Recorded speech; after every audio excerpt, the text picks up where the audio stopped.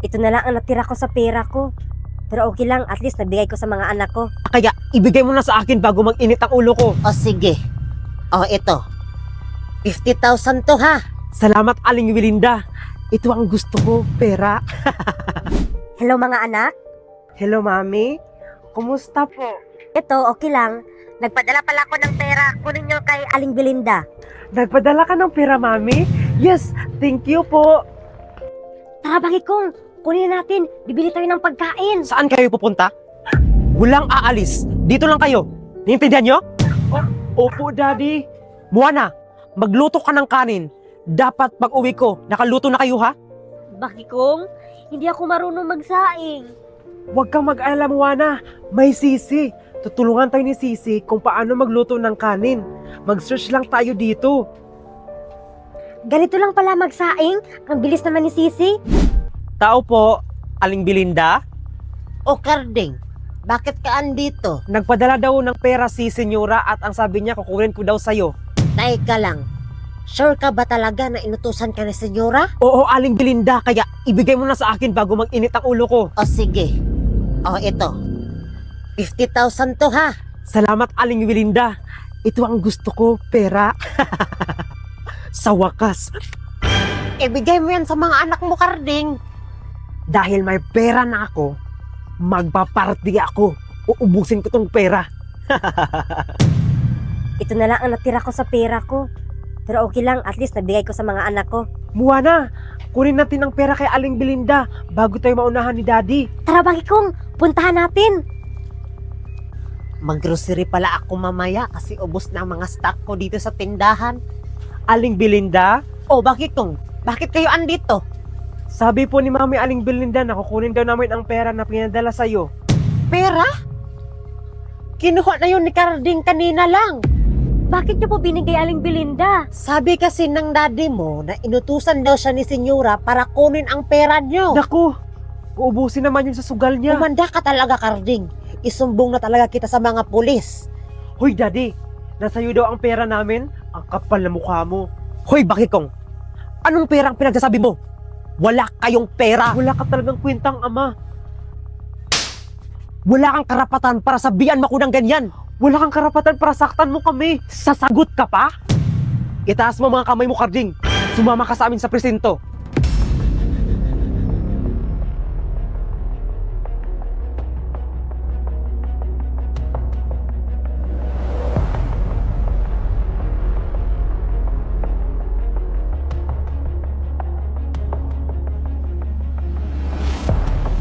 Manda talaga kayo kapag makalabas ko dito.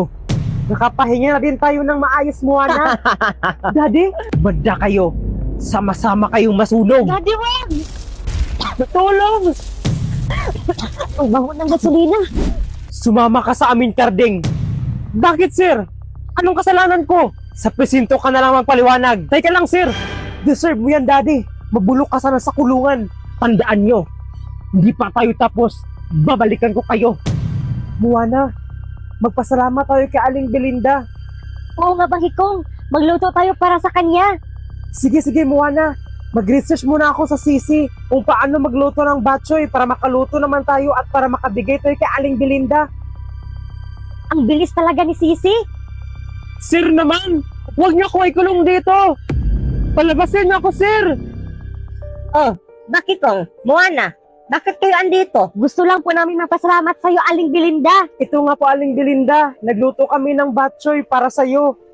Maraming salamat po talaga dahil pinakulong niyo si Daddy. Maraming salamat. Ano ba kayo? Maliit na bagay lang yun. Sabi kasi ng nanay nyo, nabantayan ko kayo, kaya ginawa ko lang ang tamang gawin. Deserve po talaga ni Daddy na makulong siya dahil lagi niya kami sinasaktan. Wala siyang awa. Bakit kaya ganyan si Karding? Dati, ang bait-bait niya. Pero nung nalulong siya sa sugal, nag-iba ang ugali. Oo nga, Aling Belinda eh. Miss ko na nga si Daddy kung ano siya dati. Baka stress na stress si Karding dahil naubos niya ang pera niyo dahil sa sugal. Siguro, kung hindi nalulong si Daddy sa sugal, kumplito pa rin sana kami. Hayaan niyo, baka magbago pa yung daddy niyo. Kailangan ko makatakas sa kulungan na to. Manda talaga kayo kapag makalabas ko dito. Ay, sa wakas. Nakulong na din si Daddy sa presinto. Nakapahinga na din tayo ng maayos, Moana. Daddy, nagdiwang pa talaga kayo? Bakit kayo andito? Gulat kayo, no? Akala nyo, mabubulok na ako sa kulungan? Pero paano? Huwag na kayo magtanong. Andito ako para magiganti sa inyo. Kaya, matakot pa kayo sa akin. Bakit, Daddy? Anong gagawin mo sa amin? Dapat sa inyo, sunugin. Huwag kayong mag-alala. Binuhusan ko na ng gasolina ang buong bahay. Daddy, wag! Wag po, Daddy, bawa naman kayo sa amin. Awa? Bakit? Naawa ba kayo nung pinakulong niyo ako? Daddy, wag! Umanda kayo. Sama-sama kayong masunog. Daddy, wag! Yan! Magmakaawa kayo. Ang bango ng gasolina. Tulong!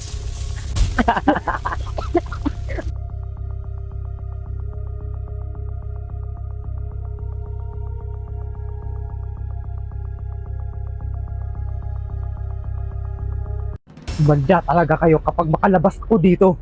Nakapahinga na din tayo ng maayos, Moana. Daddy, umanda kayo. Sama-sama kayong masunog. Daddy, wag! Tulong! Ang bango ng gasolina. Kahit hindi magiba, malaya ka na. Talaga ba, sir? Ako, darling. Ako nagpalaya sa'yo. Siya na ang bagong mami nyo. Daddy? Kapag makalabas talaga ako dito, susunugin ko talaga kayo. Moana?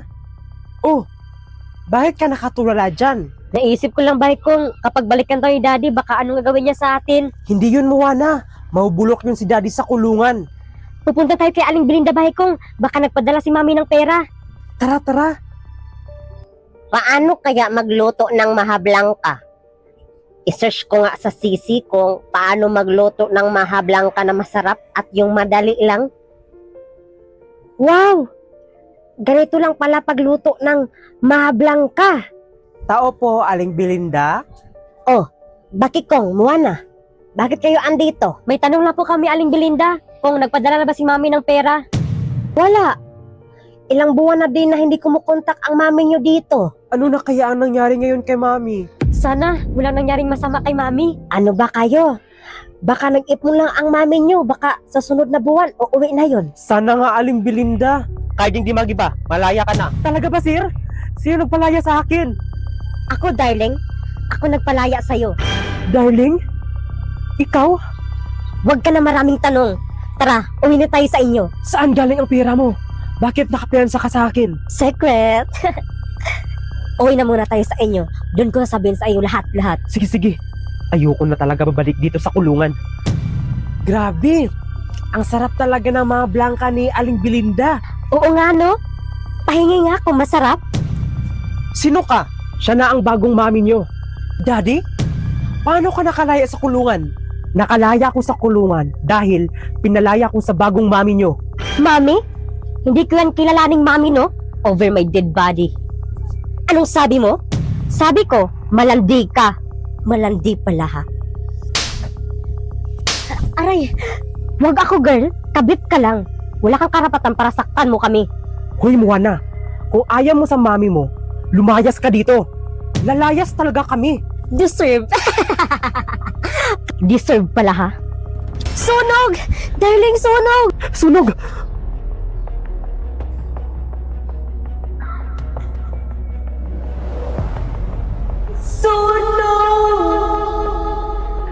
Darling!